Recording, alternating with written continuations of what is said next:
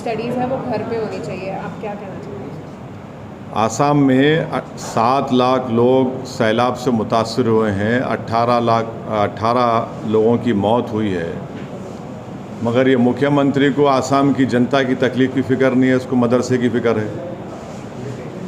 ये मुख्यमंत्री को जानना चाहिए, जो हिस्ट्री का वीक स्टूडेंट है, कि जब संघी लोग अंग्रेज़ों से मिले हुए थे और जेल में बैठकर अंग्रेज़ों से माफ़ी की भीख मांग रहे थे, यही मदरसे के ज़िम्मेदारों ने अंग्रेज़ों के ख़िलाफ़ जिहाद का फतवा दिया।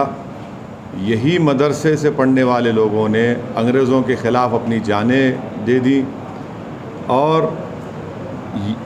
ये इनका एक इन्फीरियरिटी कॉम्प्लेक्स है। वो इस तरह से इन्फीरियरिटी कॉम्प्लेक्स को छुपाने के लिए इस तरह की बकवास करते रहते हैं। क्या राजा राम मोहन राय मदरसे में पढ़े थे या शाखा में पढ़े थे? और शाखाओं में और मदरसों में फ़र्क ये है कि मदरसों में इंसानियत का सबक सिखाया जाता, इंसानियत से हमदर्दी और मोहब्बत का पैगाम दिया जाता। तो इनको ये चीज़ें समझ में नहीं आती, और इनको ये बात समझने की ज़रूरत है कि मदरसों में साइंस, मैथ्स सब पढ़ाया जाता, और मदरसों के ज़रिए से ही भारत को और ख़ूबसूरत बनाया गया। तो इनको इन सब चीज़ों से मालूमात नहीं है। और आखिरी बात यह है कि नरेंद्र मोदी की सरकार क्या मदरसा मॉडर्नाइजेशन की स्कीम नहीं चला रही है? क्या सालाना भारत की पार्लियामेंट में उसका बजट मंजूर नहीं होता है क्या? तो इनको सिर्फ मुसलमानों से और इस्लाम से नफ़रत है, ये खुल के आ गया उनकी ज़बान पर। लेकिन सर अब राजस्थान में भी सेम कंट्रोवर्सी, वही जवाब है। देखिए, मोदी सरकार में क्या मदरसा मॉडर्नाइजेशन स्कीम नहीं है? क्या मुख्तार अब्बास नकवी उसके मंत्री नहीं हैं? आप मुसलमानों से, इस्लाम से नफ़रत करते, इसीलिए इस तरह से आप ये अनाप शनाप बकते रहते हैं।